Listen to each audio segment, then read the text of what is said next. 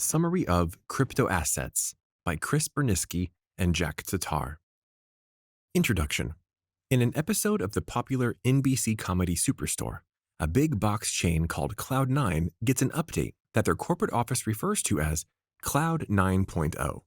Although corporate never explains what this update is supposed to mean in practice, it's clear that they hope to rebrand the store by reconfiguring its public perception as a place that is progressive, forward-thinking, and technologically advanced.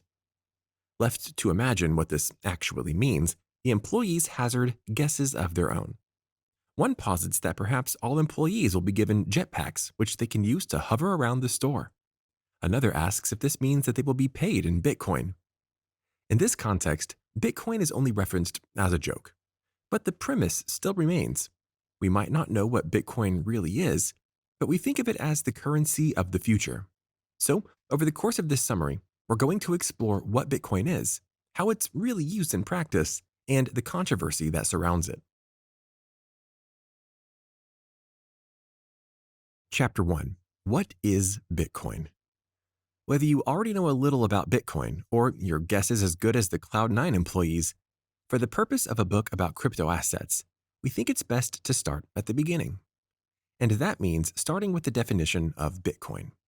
The economist Jake Frankenfield has coined his own description that can help us get to the meat of what Bitcoin really is. Frankenfield posits that Bitcoin is a digital currency created in January 2009, following the housing market crash. It follows the ideas set out in a white paper by the mysterious and pseudonymous Satoshi Nakamoto. The identity of the person or persons who created the technology is still a mystery. Bitcoin offers the promise of lower transaction fees than traditional online payment mechanisms and is operated by a decentralized authority, unlike government-issued currencies. There are no physical Bitcoins, only balances kept on a public ledger that everyone has transparent access to. That, along with all Bitcoin transactions, is verified by a massive amount of computing power. Bitcoins are not issued or backed by any banks or governments, nor are individual Bitcoins valuable as a commodity. Despite it not being legal tender, Bitcoin charts high on popularity and has triggered the launch of hundreds of other virtual currencies collectively referred to as altcoins. As you can see from this definition, Bitcoin is not a physical form of currency like a $5 bill or a dime, and because it is electronic only, this means that Bitcoin is what's known as cryptocurrency. Unpacking the etymology of the word cryptocurrency is actually quite interesting. That's because the first part of the word, crypto, means hidden or secret. And we all know that currency means money. So in essence, Bitcoin is hidden or secret money that you can spend. In practice, however, it's not quite as sneaky or as secretive as the name implies.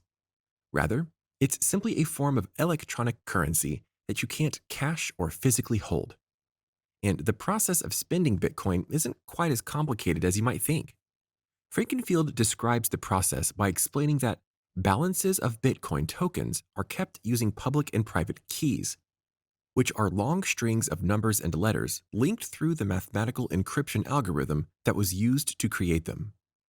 The public key, comparable to a bank account number, serves as the address, which is published to the world and to which others may send Bitcoins. The private key, comparable to an ATM PIN, is meant to be a guarded secret and only used to authorize Bitcoin transmissions. Bitcoin keys should not be confused with a Bitcoin wallet, which is a physical or digital device which facilitates the trading of Bitcoin and allows users to track ownership of coins. The term wallet is a bit misleading, as Bitcoin's decentralized nature means that it's never stored in a wallet, but rather decentrally on a blockchain. So, now that we know a little bit about what Bitcoin is and how it works, it's time to dig deeper. In the next chapter, we'll unpack the concept of a crypto asset and to learn why Bitcoin falls in that category.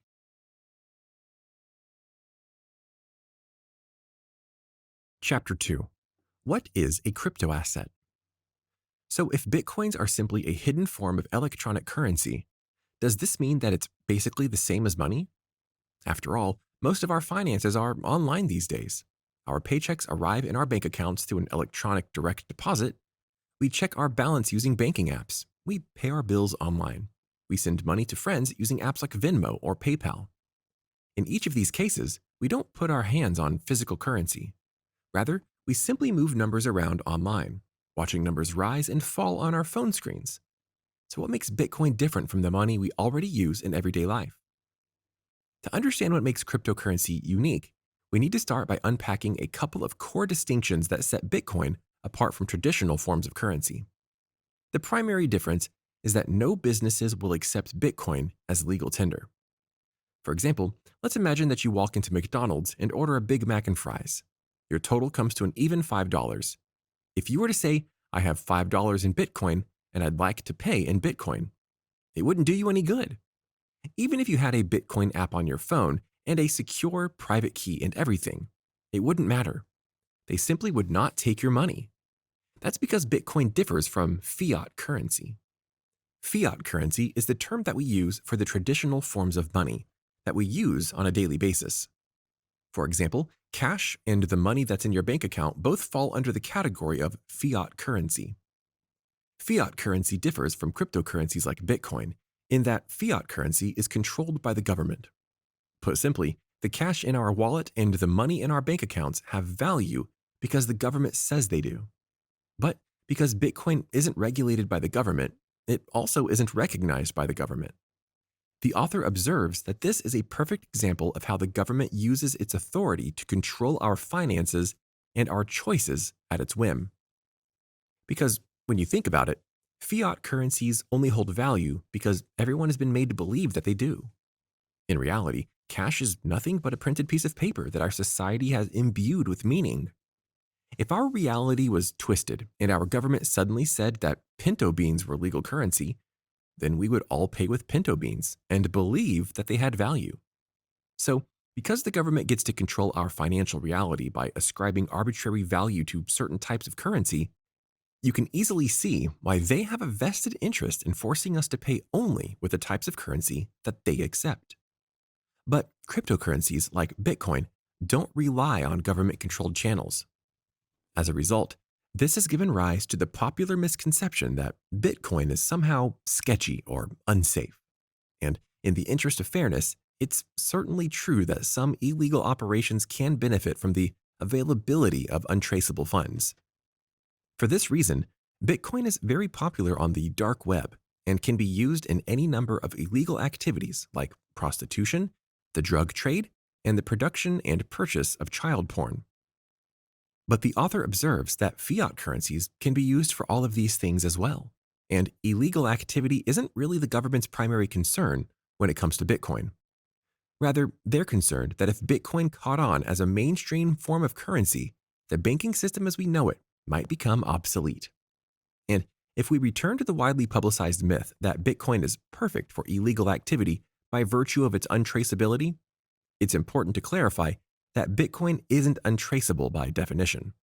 Rather, it simply can't be traced by conventional, governmentally approved means. As Frankenfield observes, Bitcoin is a relatively poor choice for conducting illegal business online, since the forensic analysis of the Bitcoin blockchain has helped authorities to arrest and prosecute criminals. It's also impossible to conceal your financial trail by using Bitcoin, because every new transaction is recorded and becomes part of the blockchain that characterizes your Bitcoin wallet. And that brings us to the second key distinction that characterizes Bitcoin: its electronic nature. So let's take a moment to explore the definition and function of cryptocurrency. Frankenfield defines cryptocurrencies as being systems that allow for the secure payments online, which are denominated in terms of virtual tokens, which are represented by ledger entries internal to the system. Crypto refers to the various encryption algorithms and cryptographic techniques that safeguard these entries, such as elliptical curve encryption, public-private key pairs, and hashing functions. As we mentioned in the previous chapter, users can access their cryptocurrencies using a secure private key known only to the user. They can then use this key to make transactions while avoiding the fees and policies of traditional financial institutions like banks. This means that cryptocurrencies are extremely private and extremely secure.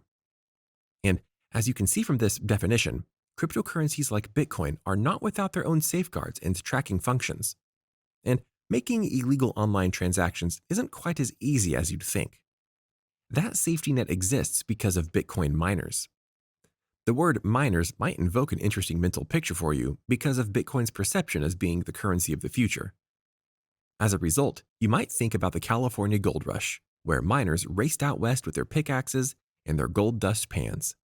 But the author observes that this is actually a great analogy because mining for Bitcoin is very similar. Just as people hoped gold would be the currency of the future, many people cherished the same hopes for Bitcoin. And mining for Bitcoin is more or less the same process as mining for gold. The only difference is that the process has now been digitized. And now, instead of gold mining being conducted by humans, the process of Bitcoin mining is carried out by supercomputers. Just as people sifted through rocks and silt, hoping to find a few nuggets of gold, these supercomputers sift through copious amounts of complex electronic code to find the details of Bitcoin transactions. As we mentioned earlier in this chapter, Bitcoin authenticity is ensured because each new transaction, also known as a block of code, is added to a public record called a blockchain. Bitcoin miners then perform a similar function to banks or credit card companies when they verify the authenticity of a transaction by adding it to the blockchain. Once a transaction is part of a blockchain, you and other Bitcoin users can look up that record to confirm that the transaction was safe, secure, and verified. This prevents something called double spending, which occurs when a block or Bitcoin transaction is duplicated. Although we don't have this problem with cash or in the money in our bank accounts, Bitcoin transactions can be copied because they are basically just strings of computer code. If you can duplicate your Bitcoin, you can then spend money and hold on to the original at the same time. Obviously, that's not ideal, so Bitcoin miners exist to verify transactions and prevent duplications. Bitcoin might not be regulated by the government, but it has its own rules, regulations, and safety nets that are in place to keep users safe. And as you can see from the previously mentioned examples, Bitcoin has its own advantages and downsides, just like any other form of currency. Chapter 3. Should you invest in Bitcoin? Now that you've learned about what Bitcoin is and how it works, this question might be at the forefront of your mind.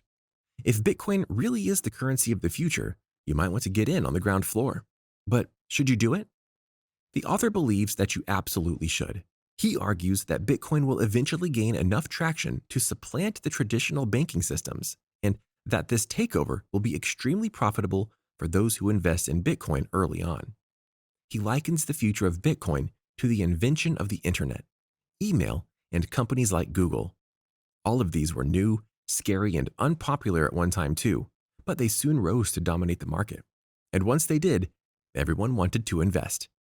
Everyone was also pretty jealous of the visionaries who saw potential in these newfangled ideas long before they became mainstream. So how do you do it? Well, at the moment, Bitcoin can be purchased using fiat currency.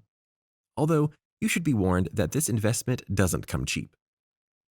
That's why the author advocates that you take some time to think about what you want to do with your cryptocurrency and whether the investment is worth it to you.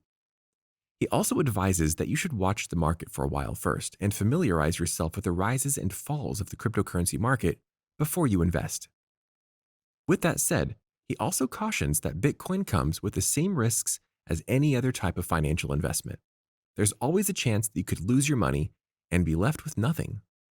And that's why it's especially important that you take your time and familiarize yourself with the market before investing any money of your own. Once you feel comfortable that you know what you're doing, you can invest in your own way on your own time.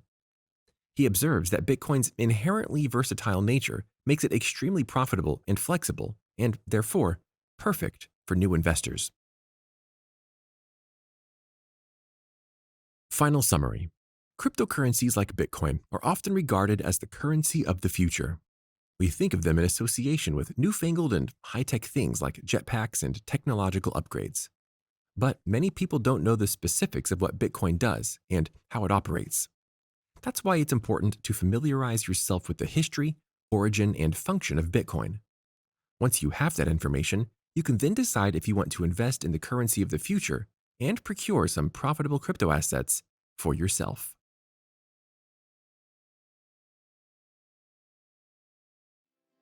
Did you like this audiobook summary?